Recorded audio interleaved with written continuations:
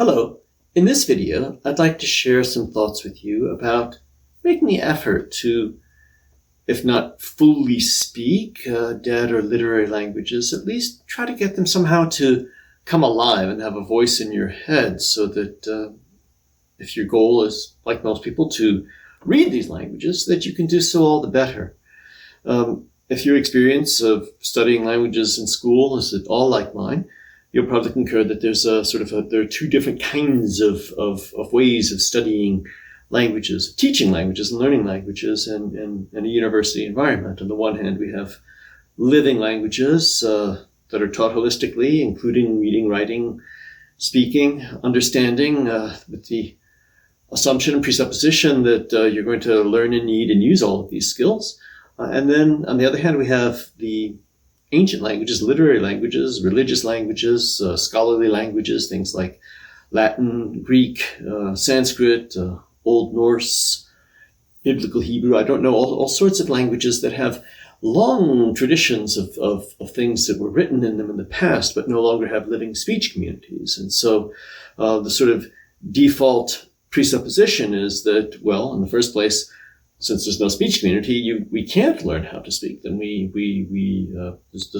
no way to do so, and furthermore, there's no point in doing so. And then that position is sometimes turned around and sort of made to seem like a benefit, because we don't need to spend time and energy developing a skill that we're not going to use. We can get to the skill that we are going to use, the reading skill, all the more rapidly. And so, in my experience, living languages require, usually 2 years of study before you're put in a position to even start reading them. Whereas literary languages are kind of taught in one semester crash course of intensive grammar, and then thrown into what's called reading. It's more reading, parsing, analysis.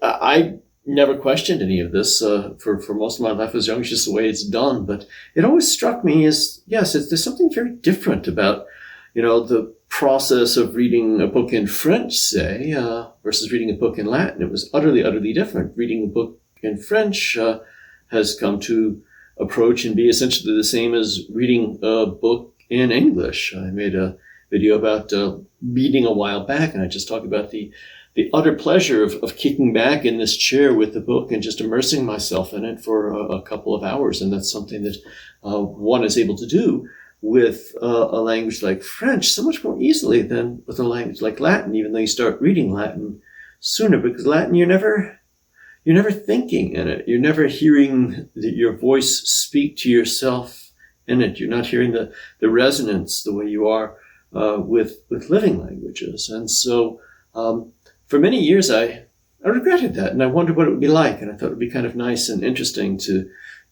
speak Latin in particular. And I always knew that somewhere out there are communities of people who make an effort, who do that, who somehow are able to bring it to life, but just didn't quite know. I didn't know them, and didn't quite know how to do it, and it wasn't that important to me. But just over time, I gave it more and more thought, and thought about that, and thought, it really is a shame that this language that is fully capable of being thought in and expressing thoughts in by speech is not something that we learn how to do that.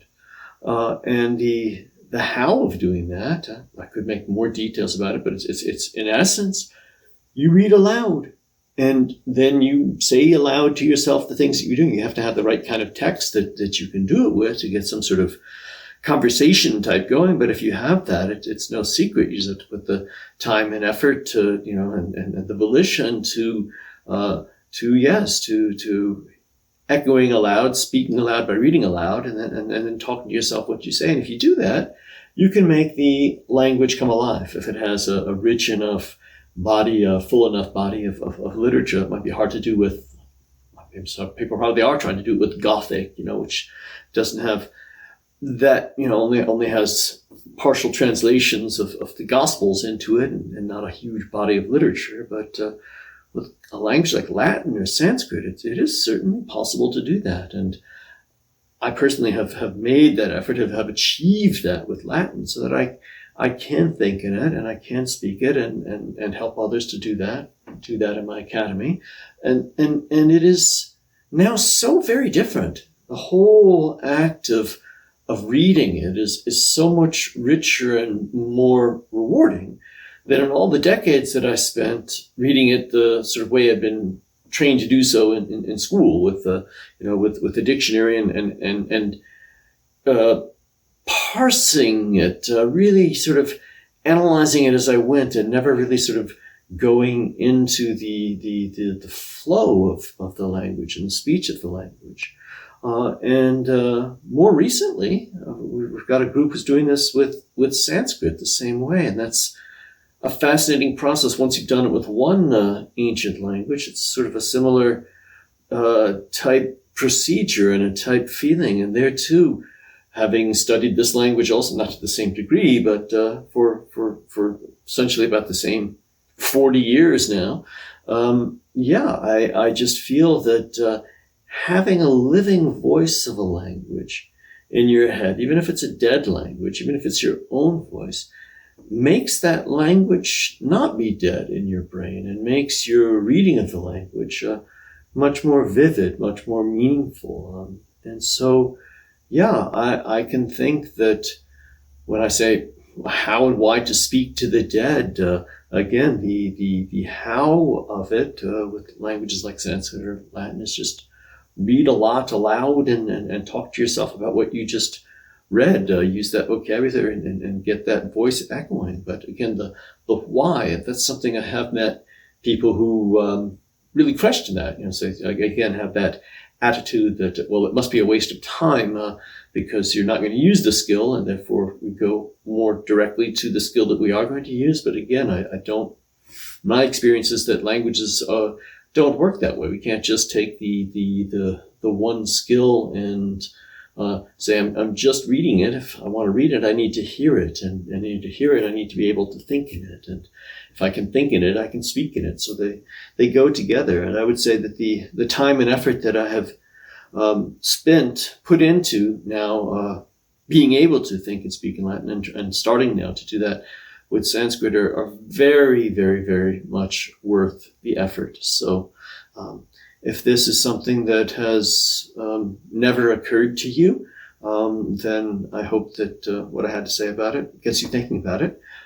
If it's something that you have thought about and said, well, I wonder if it's possible, I'm telling you that it is. And if you wondered if it's rewarding, I'm also saying that it is.